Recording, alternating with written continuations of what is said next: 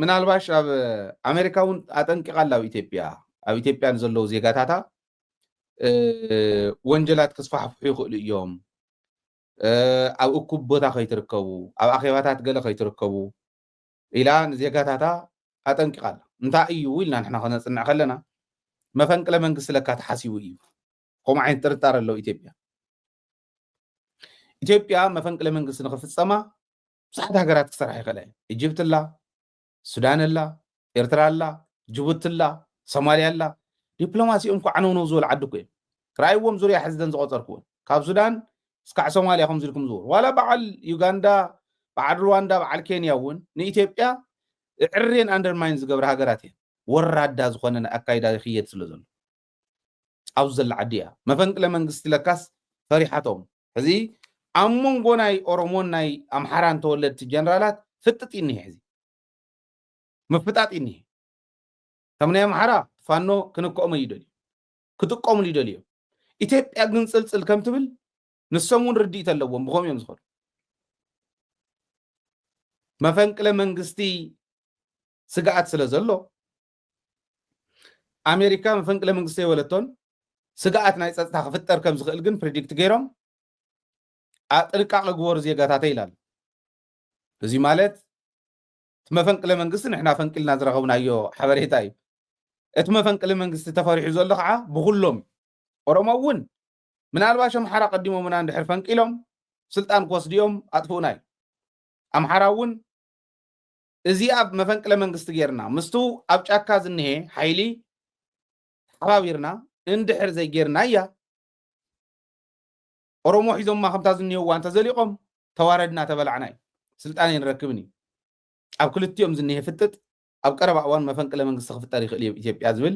ግምታት እንሄ ማለት እዩ ኦልሬዲ ምንቅስቃሳት እውን ስለ ዘሎ እሕና እውን ዝረኸብናዮ መረዳእታ ንሱ ይመስል እዚ ጥራሕ ኣይኮነን ዲፕሎማስያዊ ውድቀት ኣለዋ ዓዲ ናይ ሴኩሪቲ ሽግር እንሄዋ ብውሽጥን ብደገን ኦኬ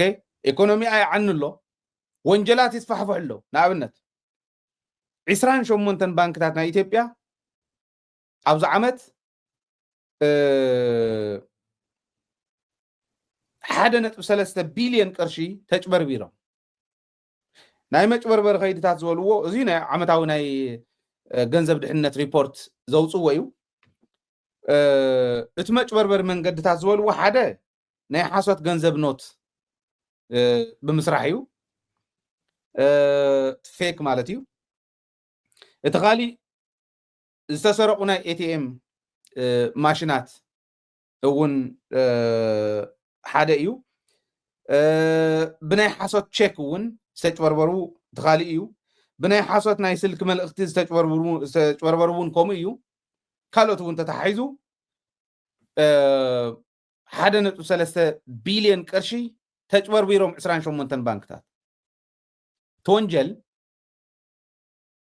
ዲጂታል ዝናይ ሳይበር ጥቃዓት እውን እናተገበረ ዝተገበረ ካብ ናይ ዓሚ ናብ ለን ዘመን ክርእይዎ ከለዉ ከነፃፀርዎ እዚ እናወሰኸ ይኸድ ኣሎ ንኣብነት ካብ ናይ ዓሚ ናብ ለን ዘመን ናብ ሎሙ ዘመን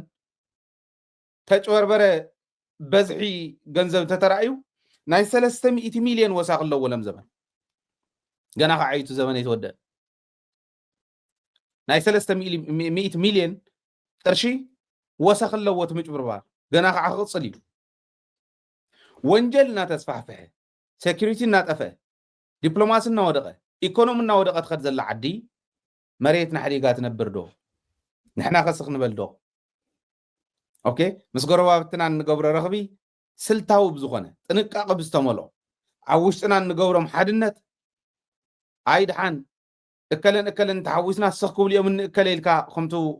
ቅድሚ ሕዚ ዝገበርዎ ንበዓል ፃድቃን ዝእተውሉ ዓይነት እንተይኮነ ስልታዊ ብዝኾነ መንገዲ እንተተኸይዱ ተዓድን ተወድቕ ስለ ዘላ ሒዛትና እውን ከይትወድቕ መሬትና ሒዛ እውን ከይትወድቕ ሰላምና ክነኽብር መሬትና ክንውንን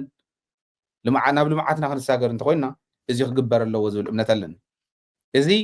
ብደንቢ ብምስትውዓል ተተመሪሑ ጥርጥር የብለይ ተዓዲ ክትሳገር እያ እቲ ህዝቢ እውን ክሳገር እዩ ብደንቢ ብምስትውዓል ተመሪሕና እየ ዝብል እምነት ኣለኒ